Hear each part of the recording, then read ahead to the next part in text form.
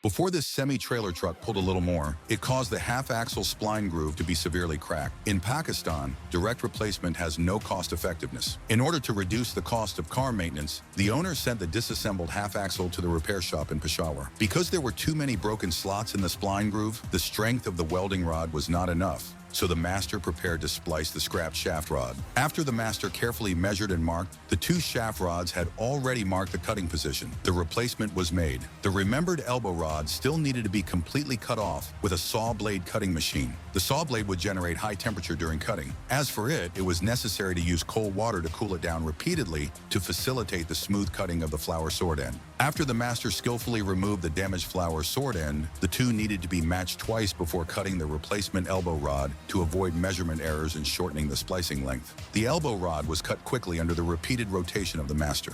After the cutting was completed, the two could be connected. The rear axle of this truck needs to withstand a huge torque, so its hardness is also very high. After the master uses the homemade thread cutter to find the concentricity, in order to reduce the difficulty of lathe cutting, the Yang Yi ring is used for high temperature heating, and the cutting surface is annealed to reduce the hardness. Then the Rowan knife can directly pin it like iron. For the splicing of this shaft, Fu not only needs to make the two concentric and coaxial, but also needs to use previous processing experience. The length of the replacement flower sword end is also the reason why the damaged cut flower sword end is reserved longer. The reserved length needs to overlap the whole position of the half shaft. After the outer diameter of the protrusion meets the requirements of splicing, in order to make the splicing strength of the flower sword end higher, the surface of the protrusion needs to be cut with external threads so that the inner thread of the whole position can bite each other. The position without splicing will also break. Under the master's skilled control of the thread cutter, the flower sword end used for replacement has been processed with thread protrusions. The shaft is embedded. Fu first fixes the flange end on the 4-claw plate and uses a drawing needle to cut the head and tail of the shaft. After the master made a simple correction with the wolf head,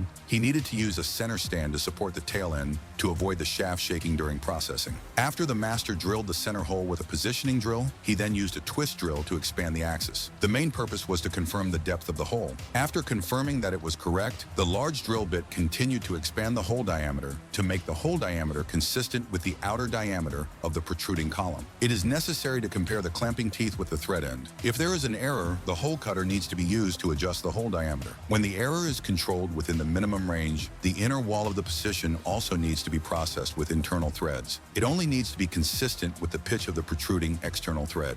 The color of the two joints needs to be matched. The master's knife measurement is very accurate every time. After the internal thread is processed, it needs to be rotated and spliced with the elbow rod. Although the cut thread is relatively long, fortunately, the master's hand speed is not slow. Use a tape measure to measure the length after splicing. If there is no error, the grooves on both sides of the gap need to be cut with a Rowan knife. In this way, even if the entire groove cannot be welded inside, the outside can still have a fixed point. Then use welding rods to perform surfacing welding at the bevel of the elbow. After removing the surface residue, slowly weld the bevel until the bevel is completely covered by welding rods. The protruding weld scars will affect the appearance. The surface of the elbow needs to be cut flat and smooth until there is no difference from the original appearance of the elbow. After there is no trace on the surface, the half shaft with broken flower groove has been replaced and repaired. What do you think of the master's skills?